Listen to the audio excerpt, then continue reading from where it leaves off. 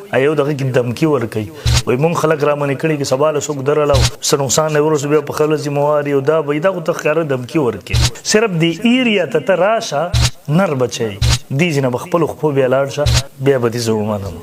خبيث دغه نه توبه وکړه کم شکل اختیار کړه خلک دوک کې شرم حیا درته نظر سي د انبیو مبارک د جب سو د بسړي په بدن باندې یختان ودري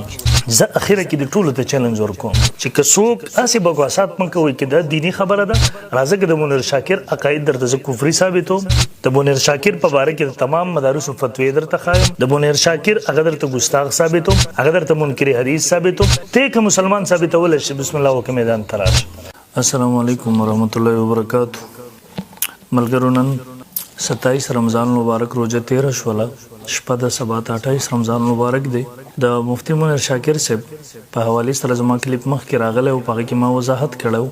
چون کې یو فتنه جوړه و مسلمانان پښتانه د گمراهی طرف روانو په لا شعوري کې غیر شعوري تور باندې هغه یو فتنه طرف د فتنه یو سمندر کې لاو کېدل ما ضروري وګڼل په وخت کې یو کلیپ وکړ دا کلیپ پر د عمل کې بعضی خلک چې دین بیزاره طبقات دي ملحدین دي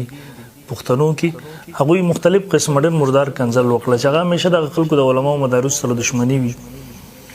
هغه کنزل د بعضی ماتره رسیدل ما واورېدلم یقین نو کا زما ځل کې دغه عمر افغان پغې نه راغله نه پیګل راغله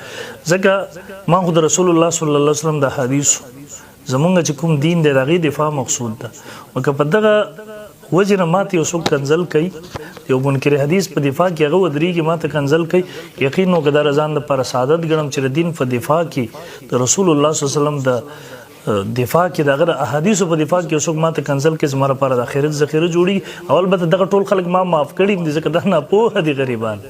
دي غریبانو غلط پوهه کړي دي الله تعالی دې ورته هدایت وکړي زه هدایت دعا کوم د خلکو ته بهرحال سو مختلف قسمه سوالات راغلي و اعتراضات اشکالات نن زه دغه جواب قابل ابن دي خو بعضي ناپوه خلک دي شاید کړه دغه وجنه هغه د حق قبل ولونه دغه خبرې د غوي مخې ته معنی وي د دې وجنه حق طرف ته ناراضي او زه به دغه خبرو جوابات وکم چې زمون خلک هغه په تیاره کې پاتې نشي دیو سه مختلف قسم اشکالات کړي زغه اشکالات طرف ته راځم مختصر دغه جوابات نظر چې اگر سره جواب قابل هم نه دي اول نمبر دیو دا خبره کې عمومي په دغه دین بیزاره طبقه چیرې مړ شو بس ما پې کوي کنه به د نور څه وړه سم لاړو دنیا نه نو د دې ما مخکیم جواب کړو اوله خبره داله چې هغه په مرګ سره دغه کفریات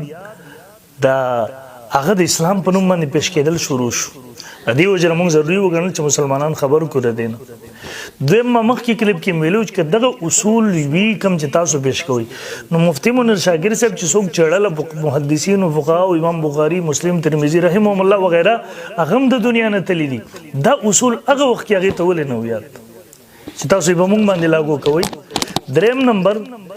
دغه په مرګ سره دغه نظریات نشر کول شروع شو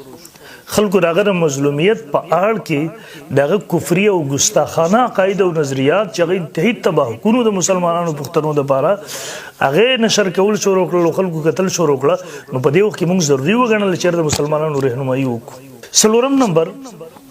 زستا سو دغه اصول په بنیاد تاسو قرآن مجید د مړ فرعون ذکر کړی دی د مړ قارون ذکر کړی د مړ حامان ذکر کړی د مخکینو مړو قومونو ذکر کړی دا خو به تاسو نوذ بالله الله تعالی ته چې دا خلکو تاسو ذکر ولي کوي نو دا تاسو غلط سوچ دي دویم اعتراض دا کوي و یاره چې هغه کافر او دغه کفري نظریات او غلط نظریات او عقاید